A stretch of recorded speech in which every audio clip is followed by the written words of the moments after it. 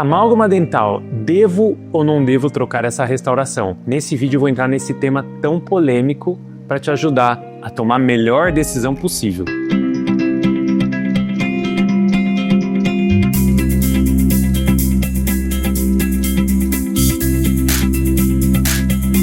E por ser um tema relativamente polêmico, tudo que eu vou te falar aqui é baseado em alguns artigos científicos. E esses artigos eu vou deixar aqui na descrição do vídeo para que você consiga lê-los se for do seu interesse. No final desse vídeo, também vou deixar minha opinião sincera, que eu quero te ajudar a tomar a melhor decisão. O amálgama dental nada mais é do que uma liga metálica formada de estanho, cobre, prata e mercúrio. 50% dele é formado de mercúrio. E daí que vem sua polêmica. Porque o mercúrio, apesar de ter diversas formas químicas, todas elas se mostram tóxicas para o ser humano. E será que na restauração de amálgama isso também acontece? Mas se tem tanta polêmica dentro desse tema, por que ele é um material tão utilizado? Para você entender isso, você tem que entender um pouquinho da história dos materiais restauradores. Porque no passado, quando uma pessoa tinha um problema dental, uma cárie, ele ia no dentista, e o dentista não tinha muita opção de material restaurador. E aí surgiu várias ligas metálicas, foi muito utilizado o ouro, que era um material um pouco mais caro, mais inacessível, e com essa necessidade surgiram outras ligas metálicas, como por exemplo o amálgama dental. O amálgama dental é uma ótima solução e de fato resolveu um grande problema no passado, porque é um material que de fato barateou muito a restauração e deixou isso muito acessível para as pessoas. Ou seja, entre extrair um dente e restaurar um dente com amálgama, ficou muito óbvio essa decisão. Manter os dentes em boca tem muita vantagem quando se comparado com uma pessoa que perdeu um ou dois ou vários elementos por não ter o que fazer, né? Por não ter um substituto barato para colocar no lugar daquelas cáries, daquelas fraturas. Então é um material, além de muito resistente, muito duradouro, muito barato, e tem muitas pessoas que hoje defendem o amálgama dental com unhas e dentes. Por quê? A narrativa é sempre a mesma. Nossa, mas eu tô com ele há 40 anos na minha boca. Mas tem muita coisa que a gente convive e que também nem sempre faz tão bem pra gente. Então é isso que os artigos mostram, né? O amálgama é resistente? Muito. Inclusive mais resistente que os próprios dentes. Mas respondendo então a pergunta, será que o mercúrio faz mal nas restaurações de amálgama?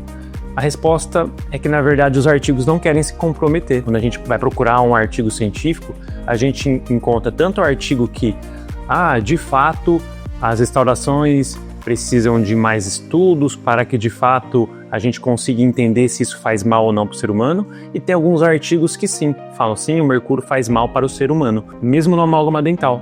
E, de fato, o mercúrio sim é algo tóxico para a saúde do ser humano.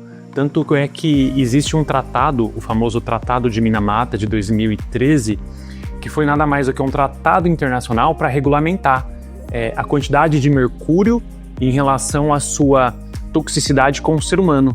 E esse nome de Minamata veio por conta do acidente de Minamata no Japão. Então, óbvio, se já existe um acordo global, se já existe órgãos que regulamentam a quantidade de mercúrio, claro que é algo que não faz bem. Inclusive, em 2019, a Anvisa proibiu que esse material, o amálgama dental, que é essa liga metálica, fosse comercializada sem que seja encapsulada. Porque hoje, quando o dentista vai comprar o amálgama, e sim, ainda se vende, você compra ela encapsulada. E o mais interessante é que quando você usa na boca do paciente, o material que sobra exige um descarte especial. Ou seja, ela também não pode ir para o sistema de esgoto, não pode ir para um lixo comum. Então isso levanta muitas bolas. Eu não posso jogar esse material em qualquer lixo. Se eu jogar esse material, posso contaminar as águas. Será que é interessante eu deixar na boca? Então eu percebo que quando a gente vai estudar, vai procurar artigo, sinto que os autores pisam em ovos por ser um assunto um pouco polêmico. Hoje existem muitos substitutos restauradores, né, para o amálgama dental, que ele era o único no passado, ou um dos únicos. Como, por exemplo, a resina composta, a porcelana, o cerômero, o acrílico, enfim. São todos materiais que possuem a durabilidade muito parecida com o dente, que isso é um ponto muito importante. São materiais com uma adesão à estrutura dentária, são materiais estéticos, né? E são materiais não tóxicos, né? Então, Por que tomar uma decisão dessa? Só porque meu avô tinha uma amálgama, eu vou colocar amálgama também? Então, é algo que a gente tem que se perguntar. Tudo evolui, gente, tudo vai mudando e é importante a gente quebrar ciclos pelo motivo correto, né? Tem muitas coisas do passado que são boas, né? Mas tem outras coisas que a gente tem que se questionar, será que é isso? Será que é o melhor material? Aqui na nossa prática clínica, agora saindo um pouco dos artigos científicos, na minha experiência, eu percebo que todo paciente que tem uma amálgama dental, ele tem um problema quase que sempre de trinca na estrutura dental que sobra, né? Estrutura dental remanescente, ou ele tem uma possível infiltração, e toda vez que eu removo uma amálgama dental, eu também tenho uma surpresa, né? Eu tenho trincas que às vezes são complexas de reconstruir. Então, assim, não só da questão biológica, mas a questão estrutural também. O amálgama é um material muito duro. Eu vou até fazer uma analogia, tá? Se o editor me permite aqui. O amálgama é como se fosse o Fusca, né? Quando a pessoa tá dirigindo o Fusca e ela bate o Fusca pouco amassa. Minha mãe tem um Fusca e eu já dirigi um Fusca e eu sei que quando você encosta o Fusca, nada acontece no Fusca, mas você recebe um tranco muito grande dentro do carro. Já os carros atuais, quando você bate, ele amassa. Ele absorve toda a energia para proteger o condutor, né? Então, a amálgama dental é o Fusca, né? Ele resiste a tudo. Ele foi criado, se eu não me engano, na Segunda Guerra Mundial. E ele foi criado para resistir a tudo. Só que o condutor sofre muito. E nessa analogia, o condutor é o dente. Então, a amálgama dental ele segue firme ali. Só que ele muitas vezes trinca o dente que sobrou e muitas vezes o dente quebra e o amálgama continua no lugar. Então, só para você entender, porque muitos pacientes vêm falando, não, o amálgama é ótimo porque ele é super duro, ele não quebra nunca. Isso não é necessariamente bom. Materiais com a dureza parecida com o dente, como a resina composta e a porcelana, é um substituto muito melhor. Perfeito, doutor, tenho amálgama dental. Entendi tudo o que você falou. Mas ainda quero continuar com o meu amálgama dental e tá tudo bem, tá?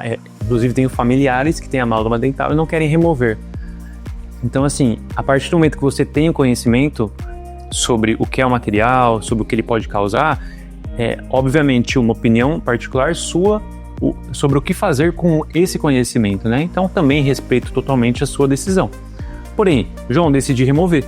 E uma questão bem importante que você vai encontrar nesses artigos e em outros é como deve ser feita a remoção de amálgama, porque é um momento de maior exposição ao mercúrio, quando o dentista de fato vai remover o material da boca do paciente. O dentista ele usa o motorzinho, né, que é a alta rotação, que faz com que no momento daquela remoção da restauração de amálgama, grande parte desse mercúrio é liberado em formato de vapor, né? Então é muito importante que seja seguido um protocolo correto de remoção de amálgama para que você não seja exposto ao mercúrio de uma forma mais exacerbada possível e nem o profissional, porque o profissional ele vive fazendo remoções de amálgamas quase que no dia a dia clínico dele, né? Então, isso é uma chamada de atenção muito grande até para os profissionais, que são os maiores expostos ao mercúrio numa situação de remoção de amálgama. A remoção de amálgama, ela deve ser realizada por um profissional habilitado para impedir que você tanto engula o material, né, degluta,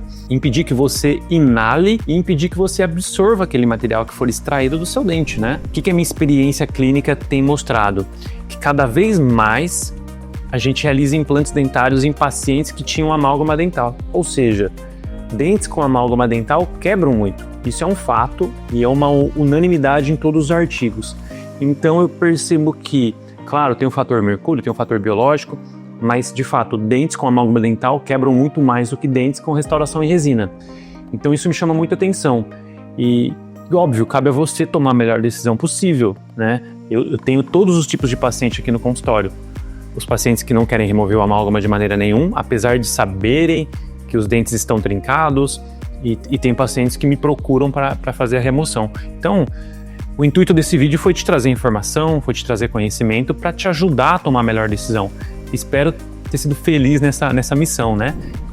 E para você que acompanha a gente aqui no YouTube e ainda não é inscrito, gostaria de te pedir para se inscrever, isso ajuda muito a gente, né? A gente faz esse conteúdo que, confesso, não é tão simples, né? No sentido de gravar, trazer artigos científicos, e a sua inscrição aqui vale muito pra gente, porque mostra que esse conteúdo é relevante, que o nosso trabalho faz sentido, e também me coloco à disposição para responder os comentários. Então, se você tem alguma dúvida sobre o tema ou sobre outro tema, tem alguma sugestão, escreva aqui nos comentários que pessoalmente a gente que responde. Um até logo e te encontro no próximo vídeo.